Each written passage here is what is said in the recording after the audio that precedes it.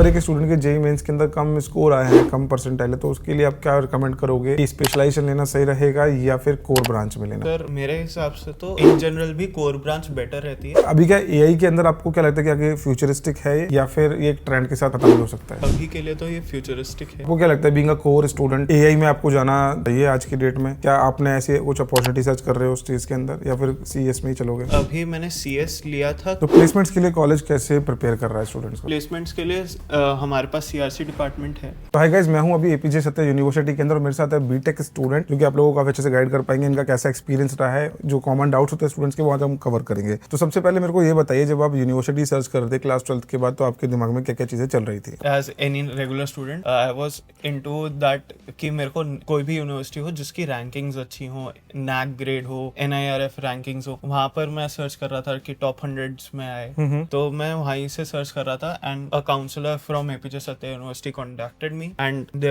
Told me the great opportunities and the holistic approach. तो मैं यहाँ पर आया हूँ। तो ऐसा आपको फील नहीं होगी मैं प्राइवेट यूनिवर्सिटी में एडमिशन ले रहा हूँ? हर स्टूडेंट सोचते हैं कि क्लास 12th के बाद मेरे को कुछ गवर्नमेंट यूनिवर्सिटीज में एडमिशन मिल जाए। जेईई की काउंसलिंग अटेंड करते हैं स्टूडेंट, उसके बाद भी बहुत सारे कंपैरिजन करते हैं। तो आपको क्या चीज़ ऐसी कन्विंसिंग लगी यहाँ पे कि आपने एडमिशन लिया? सर मेरे को कन्विंस करा है यहाँ के टीचर्स ने, क्योंकि मेरी फर्स्ट इंटरेक्शन जो यहाँ के टीचर्स से हुई वो बहुत वैल्यूएबल थी। उन्होंने मेरे को कोर्सेज के बारे में बताया और मेरे को एक चीज़ बहुत अच्छी जो लगी वो था एलए कोर्सेज।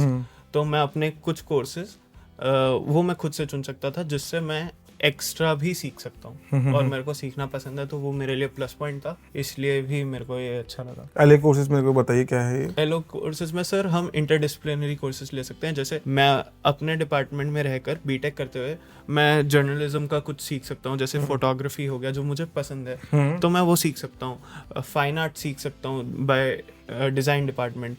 तो ये चीज़ें मेरे को अच्छी लगी। स्टूडेंट आज की डेट में ब्रांचेस को लेकर काफ़ी कंफ्यूज रहते हैं कि कौन सा स्पेशलाइजेशन ब्रांच के लिए ज़्यादा बेस्ट रहने वाला है। अगर एक स्टूडेंट के जेईई मेंस के अंदर कम स्कोर आए हैं, कम परसेंटाइल है, तो उसके लिए आप क्या रिकमेंड करोगे कि स्पेशलाइजेशन लेना सही रहेगा या फिर कोर ब्रांच में लेना एडमिशन से? सर मेरे हिसाब से तो इन जनरल भी कोर ब्रांच बेटर रहती है, क्योंकि अगर आप बैचलर्स कर रहे हो और उसमें भी स्पेशलाइजेशंस ले लेते हो तो आपके पास आगे चल के ऑप्शंस लिमिट हो जाते हैं थोड़े से।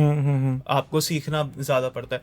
अगर आप कोर ब्रांच लेते हो तो वहीं पर आप एक्सप्लोर कर सकते हो, अलग अलग चीज़ें पता कर सकते हो। तो जब आप बैचलर्स में कोर ब्रांच में होते हो तो आप एक्सप्लोर करके आपको जो पसंद है, जो आप जेन्युइनली कर सकते हो अच्छा, उसमें आपको, इसलिए आपने कोर में ही एडमिशन लिया है। एआई का ट्रेंड चल रहा है इस टाइम पे, तो एआई देख के स्टूडेंट ज़्यादा बीटेक को भी एआई में ही करना पसंद कर रहे हैं।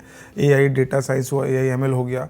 तो आपका इसमें क्या ओपिनियन है कि ये एक ट्रेंड चल रहा है इस टाइम पे? जैसे कि एक टाइम पे बीटेक का सीएस का चला था, सबने सीएस एडमिशन लिया, बट अभी क्या एआई के अंदर आपको क्या लगता है कि आगे फ्यूचरिस्टिक है ये या फिर ये एक ट्रेंड के साथ खत्म भी हो सकता है? सर अभी के लिए तो ये फ्यूचरिस्टिक है, क्योंकि एआई का बबल लोग बोलते हैं कि बर्स्ट हो सकता है, बट अभी मेरे को नहीं लगता कि उसमें बहुत टाइम है जब तक वो बर्स्ट होएगा और तब तक हम बहुत प्रोग्रेस कर चुके होंगे। आपको क्या लगता है being a core student AI में आपको जाना चाहिए आज की डेट में? क्या आपने ऐसे कुछ अपॉर्चुनिटी सर्च कर रहे हो उस चीज़ के अंदर या फिर सीएस में ही चलोगे? सर अभी मैंने सीएस लिया था क्योंकि मेरे श्योर नहीं था कि मेरे को क्या स्पेशलाइजेशन करनी चाहिए। तो अब मैं जब सीएस में आया यहाँ पर कॉलेज में, मेरे को बहुत सारे अलग अलग डोमेन्स पता चले और मैंने उनमें काम भी करा, थोड़ा बहुत एक्सप्लोर करा, इंटर्नशिप करी है।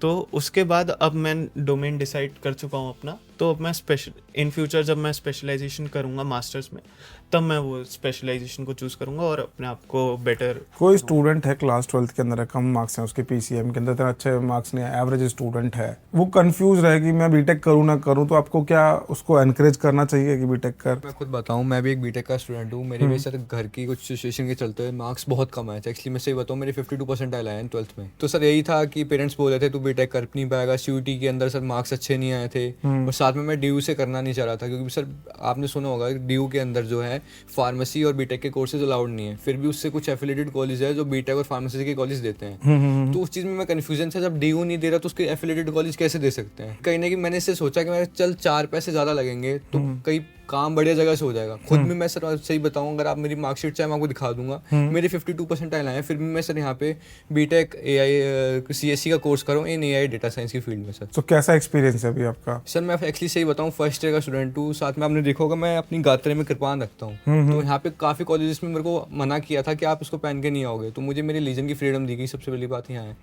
यहाँ पे सर सबसे बड़ा इन्वायरमेंट बहुत अच्छा है, पढ़ने के लिए इन्वायरमेंट है, टीचर बहुत सपोर्टिव है सर, हद से ज़्यादा सपोर्टिव है।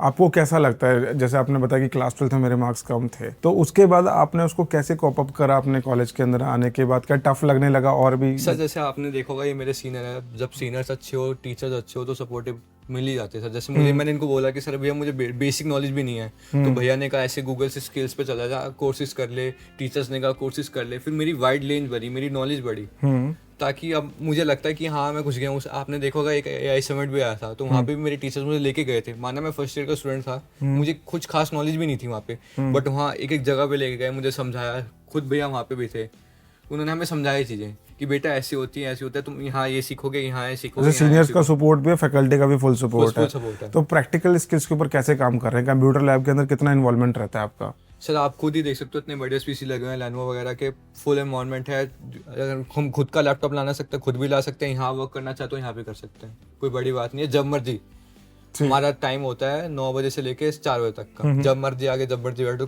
कोई मना नहीं करता। तो प्लेसमेंट्स के लिए कॉलेज कैसे प्रिपेयर कर रहा है स्टूडेंट्स को?